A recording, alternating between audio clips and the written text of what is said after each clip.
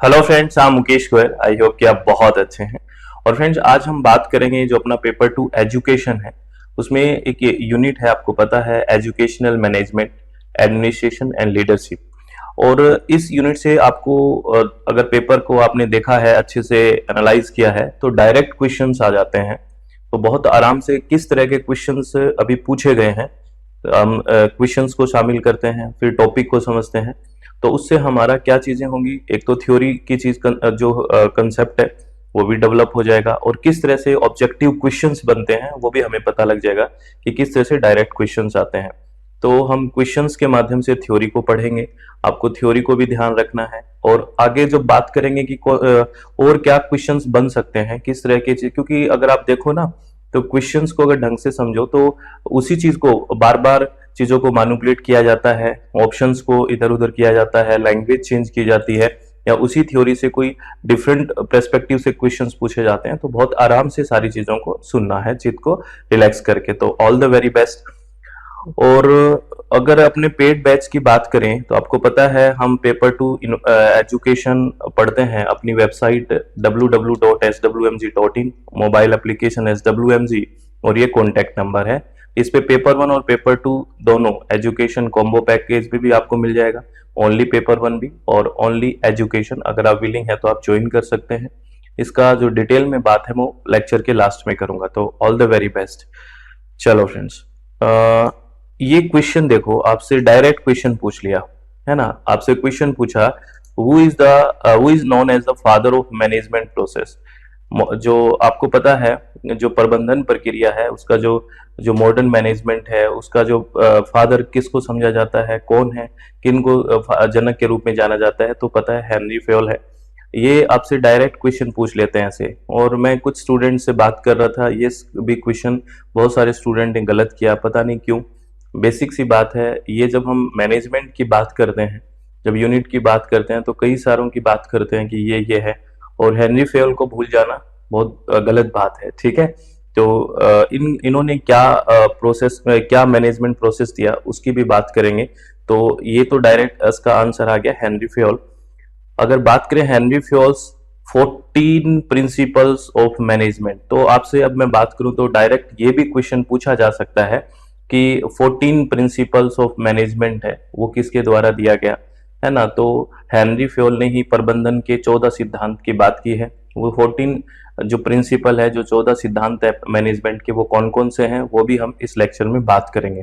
तो Henri Fayol is the 14 principle of management look at an organization from a top-down approach to help manager get the best from employees and run the business with ease। क्या कह रहा है, Henri Fayol के प्रबंधन के 14 सिद्धांत किसी संगठन को ऊपर से नीचे के दृष्टिकोण से देखते हैं, जिससे प्रबंधकों को कर्मचारियों से सर्वोत्तम परिणाम प्राप्त करने और व्यवसाय को आसानी से चलाने में मदद मिलती है। तो ये कौन कौन से हैं 14 प्रिंसिपल, इसकी बात कर लेते हैं। देखो, सबसे पहले है डिवीजन ऑफ वर्क। जैसे आप नाम से ही समझ रहे हैं कि जो कार्य है उसका विभाजन प्रॉपरली होना चाहिए। डिवीजन ऑफ वर्क यानी कि work should be divided among individuals based on their skills and expertise. जो भी आपका स्किल है, जो भी कौशल है, जिसमें भी आपका विशेषज्ञता है, एक्सपर्टाइज है, उसके अकॉर्डिंग हमें काम को विभाजित या डिवाइड करना चाहिए। दूसरी बात है ऑथोरिटी एंड रिस्पॉन्सिबिलिटी, यानी कि अधिकार और जिम्मेदारी। Manager should the authority to give order and make decision while being accountable for the outcome। सीधी सी बात है, प्रबंधकों के पास आदेश और निर्णय, आदेश देने की और निर्णय लेने का अधिकार होना चाहिए, तभी तो वो अच्छे से चीजों को देख पाएंगे। जबकि परिणामों के लिए जवाबदेह होना चाहिए। ऐसा नहीं कि मैंने ये आदेश जारी कर दिया है ना, लेकिन जो आउटकम आएगा उससे मेरी अकाउंटेबिलिटी नहीं है, ऐसा नहीं चलेगा। अगर हम उनको अथॉरिटी दे रहे हैं ऑर्डर का, डिसीजन बनाने का, तो उनको अकाउंटेबल यानी कि जवाबदेहिता भी होनी चाहिए कि मेरे परिणाम क्या है उस चीज से, ठीक है। तो जैसे एग्जाम्पल की बात की गई ना, a project manager has the authority to assign task to team member and is responsible for the successful completion of the project. मान लो कोई प्रोजेक्ट पे काम कर रहे हैं, तो उसके टीम के सदस्यों को सौंपने का अधिकार है कि कौन काम करेगा। लेकिन उसके समापन होने के बाद जब प्रोजेक्ट कंप्लीट हो गया, तो सफल होने के लिए भी जिम्मेदार है, मतलब उसकी जवाबदेहिता है कि उसके जो उसने डिसीजन लिए, जो ऑर्डर दिए, उससे क्या रिजल्ट आए, क्या आउटकम आए, उसको भी उसकी जवाबदेहिता लेनी है या अकाउंटेबिलिटी होनी चाहिए। उसके बाद है डिसिप्लिन, और ये तो आपको पता है हर चीज में बहुत जरूरी है अनुशासन होना, है ना। Without discipline nothing can be accomplished, आपको पता है अनुशासन के बिना कुछ भी हासिल नहीं किया जा सकता है। यूनिटी ऑफ कमांड, ये इसका मतलब है कि आदेश की एकता होनी चाहिए। This means an employee should have only one boss and follow his command, यानी कि इसका मतलब है कि एक कर्मचारी के पास केवल एक बॉस होना चाहिए और उसके आदेश का पालन करना चाहिए।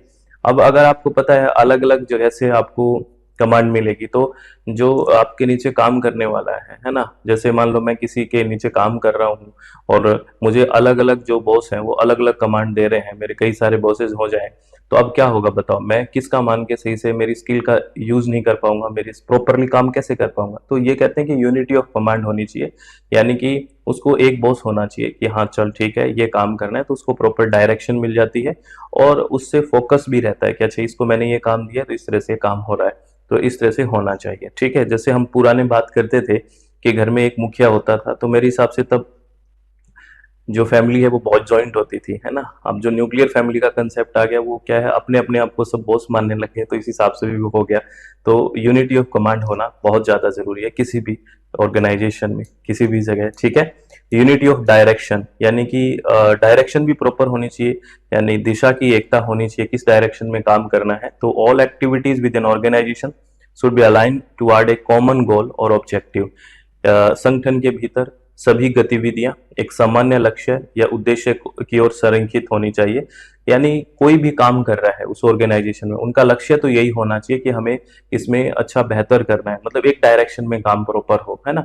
ऐसे नहीं कि कोई कुछ कर रहा है कोई कुछ कर रहा है, इस तरह से तो फिर जो रिजल्ट जो हम आउटकम एक्सपेक्ट करके बैठे हैं वो कैसे आएगा। ठीक है, और सबऑर्डिनेशन ऑफ इंडिविजुअल इंटरेस्ट, व्यक्तिगत हित की अधीनता, क्या कह रहा है, this indicate a company should work unitly toward the interest of a company rather than personal interest।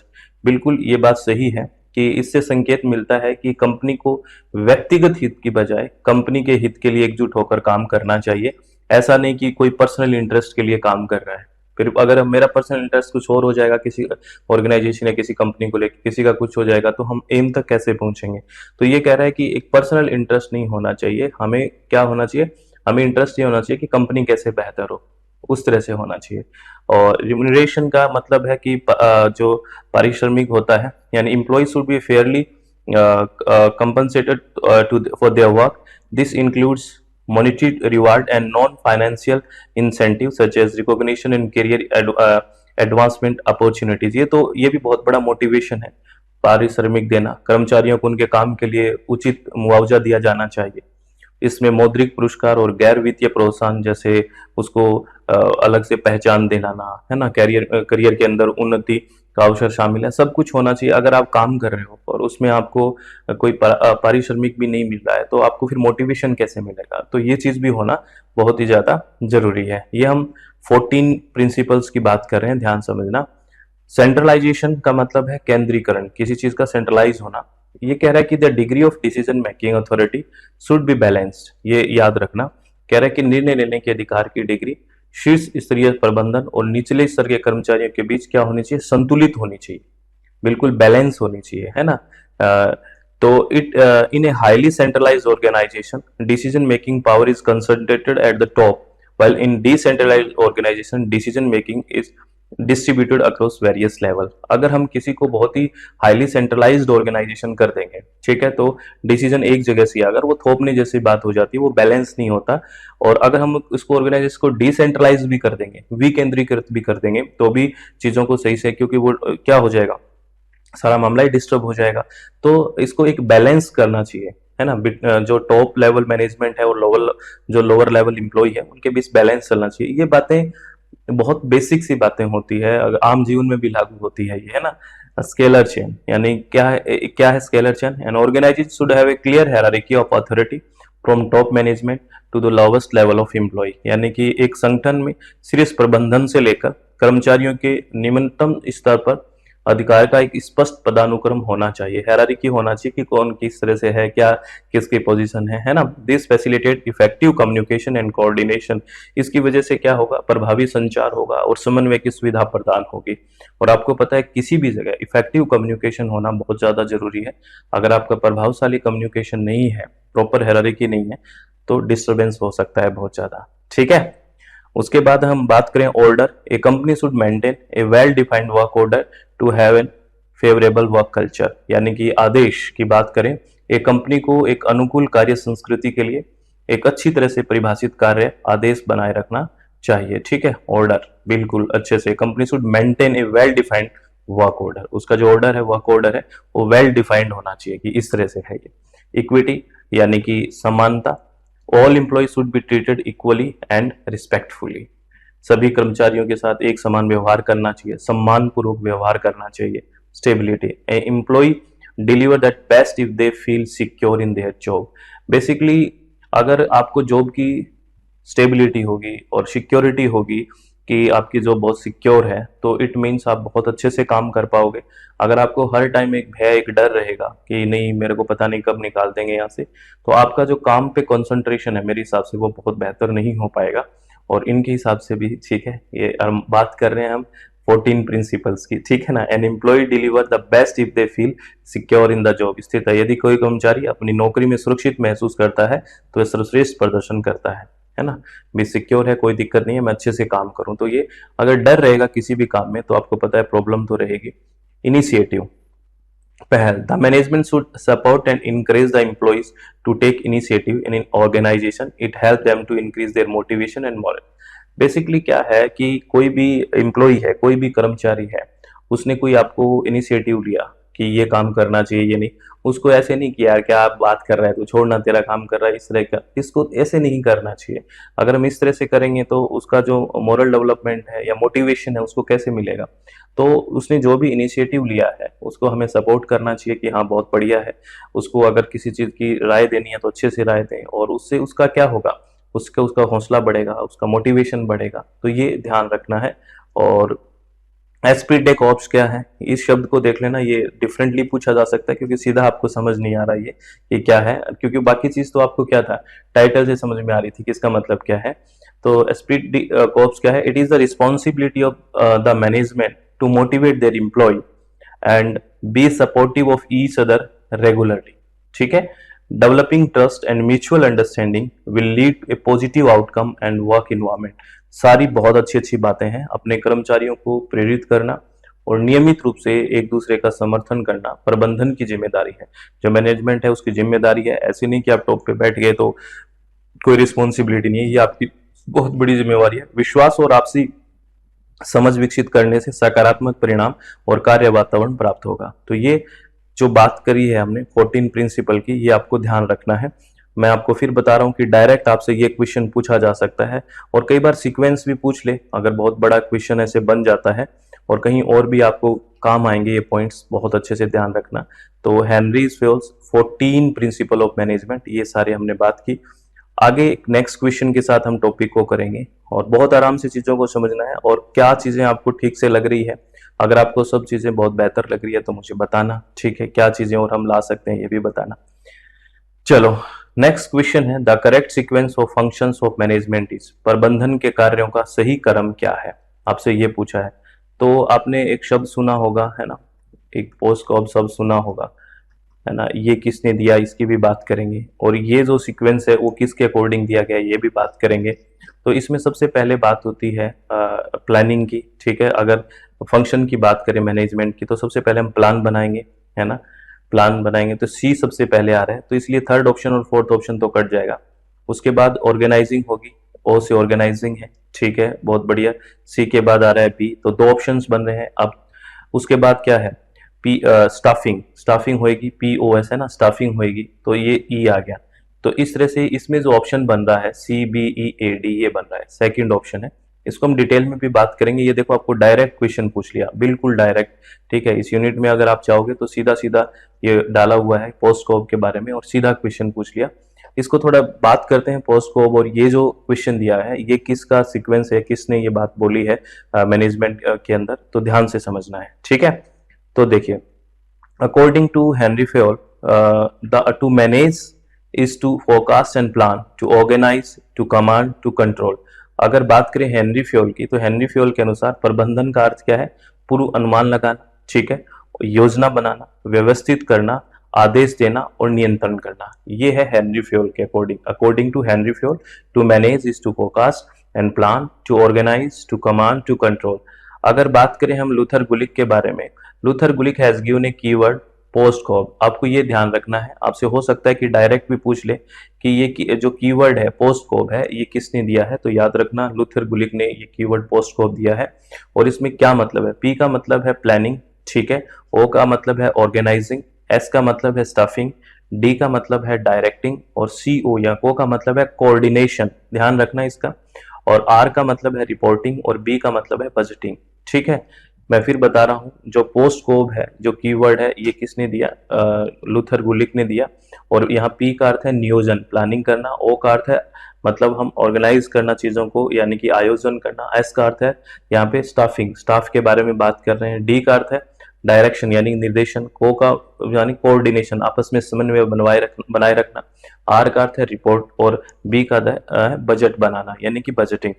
और उसके बाद अगर हम बात करें, जो ये क्वेश्चन था बेसिकली ये, but the most widely accepted are functions of management given by Koontz and O'Donnell, planning, organizing, staffing, directing and controlling. जो हमने ये क्वेश्चन की बात की थी, लेकिन सबसे व्यापक रूप से स्वीकार किए जाने वाले प्रबंधन के कार्य कॉन्ज और टिन द्वारा दिए गए, अर्थात नियोजन, सबसे पहले प्लानिंग, फिर आयोजन यानी कि ऑर्गेनाइजिंग, स्टाफिंग, निर्देशन यानी कि डायरेक्टिंग एंड कंट्रोलिंग। इसके अकॉर्डिंग हमने उस क्वेश्चन को अभी किया है। देखो ये क्वेश्चन, ठीक है ना, समझ में आ गया। चलो फ्रेंड्स, ये सारी चीजें आपको कैसी लगी, अच्छी लगी कि नहीं लगी, आप मुझे बताते रहा करो। अब मैं बात करता हूँ पेड कोर्स के बारे में। और हाँ फ्रेंड्स, अगर आप लोगों को ये बहुत अच्छे लग रहे हैं लेक्चर्स, आपको संतुष्टि से चित्त शांति से पढ़ाई अच्छी लग रही है, तो आप मैक्सिमम लोगों के साथ शेयर कर लें। चैनल को मैक्सिमम सब्सक्रिप्शन के लिए सब्सक्राइब भी करें भी, मैक्सिमम लोगों तक जितनी आपकी रीच है जो तैयारी कर रहे हैं उन तक पहुंचे। इससे हमें भी मोटिवेशन मिलता है। अगर आपको सब ठीक लगता है तो ही आपको ये करना है, ठीक है। हमारी वेबसाइट है जिसपे हम पेड कोर्सेज पढ़ रहे हैं, www.swmg.in। इसका लिंक आपको डिस्क्रिप्शन बॉक्स में मिल जाएगा। और मोबाइल ऐप है SWMG, और ये अपना कॉन्टैक्ट नंबर है। और मैं आपको बता दूं, ओनली पेपर 1 के लिए हमारा एक अदर यूट्यूब चैनल है SWMG भाई डॉक्टर मुकेश गोयल के नाम से, आपको मिल जाएगा, जिसपे हम पेपर 1 ओनली पढ़ते हैं, जिसमें लाख से ज़्यादा बच्चे हैं हमारे पास। और ये हमारा सिर्फ एजुकेशन के लिए है, और एक इन्वायरमेंट साइंस के लिए भी अदर है। तो अगर आपको एजुकेशन पेपर 2 ज्वाइन करना है तो आप कर सकते हैं इस वेबसाइट या ऐप पे जाके। अगर आपको कॉम्बो पेपर 1 और पेपर 2 दोनों ज्वाइन करना है तो भी ज्वाइन कर सकते हैं। आपको अगर एजुकेशन की बात करें तो अपडेटेड सिलेबस के अकॉर्डिंग, क्योंकि हर पेपर को मैं एनालाइज करता हूँ, अच्छे से समझता है कि ये क्या चीज़ें हैं, कैसे अपडेट हो रही है। आपको 10 की 10 यूनिट्स आपको एक साथ मिल जाएगी, आप किसी भी टाइम देख सकते हैं उस यूनिट्स को, कोई रेस्ट्रिक्शन नहीं है जब तक आपकी वैलिडिटी है। हिंदी और इंग्लिश दोनों माध्यम में पढ़ते हैं आराम से, ठीक है। और आपको PDF फाइल्स भी मिलेगी जिनको आप प्रिंट निकलवा सकते हैं, कोई इशू नहीं है। और पेपर 1 की बात करें, इधर अगर कॉम्बो पैकेज लेते हो तो डेली लाइव सेशन होगा पेपर 1 का, ठीक है। आप वहां पे भी अपने डाउट पूछ सकते हो, और यहाँ पेपर 2 में भी कमेंट रहता है, आप डाउट पूछ सकते हो। यहाँ पे स्टडी मटेरियल पेपर 1 का घर पे कोरियर से आएगा फ्रेंड्स, आपको पूरा का पूरा, कोई अलग से उसके चार्जेस नहीं है। और पेपर 2 की आप PDF सभी ले सकते हैं, ठीक है। तो अगर आप विलिंग है तो ज्वाइन कर सकते हैं। और ये बात हमेशा ध्यान रखनी है कि अपना चित्त हमेशा शांत रखना है, खुश रहना है, किसी भी तरह की टेंशन लेनी नहीं है। बस अभी से चीज़ों को तैयार रखना है, अच्छे से तैयारी करनी है बिना किसी टेंशन के, ठीक है। मेरी बात समझे ना, क्योंकि जितना शांति से चीज़ों को समझने की कोशिश करेंगे, जितना हम रेगुलर रहेंगे चीज़ों को, उतना ही बेहतर रहेगा। जितना हम ऐसे हड़बड़ी में रहेंगे, गड़बड़ी में रहेंगे, तो हड़बड़ी और गड़बड़ी में तो गड़बड़ी ही हो जाएगी, ठीक है। अगर आप पेपर को एनालाइज करो ना, तो बहुत ही अच्छे से क्वेश्चन पूछे जाते हैं, बहुत डायरेक्ट क्वेश्चन पूछे जाते हैं। और डायरेक्ट अगर ना भी पूछें, कंसेप्ट भी पूछें आपके, तो फिर बुरा क्या है, क्योंकि कॉम्पिटिटिव एग्जाम है तो क्वेश्चंस का लेवल भी अच्छा होना चाहिए। और तो इसलिए कहाँ से, और आता क्वेश्चन पेपर पूरा सिलेबस से ही है। अगर आप ढंग से सिलेबस को देखो, ढंग से सिलेबस को एलाबरेट करने की कोशिश करो, तो कोई बाहर से चीजें थोड़ी आती है, आता तो सिलेबस से ही है, ठीक है। लेकिन आपको उस सिलेबस को अच्छे से समझने की जरूरत है, वो शब्द क्या कह रहा है, वो वर्ड्स क्या बोल रहे हैं, वो आपको अच्छे से समझने की जरूरत है, प्रॉपरली एनालाइज करके, ठीक है। तो ऑल द वेरी बेस्ट, बहुत बहुत धन्यवाद, thank you, thanks a lot friends.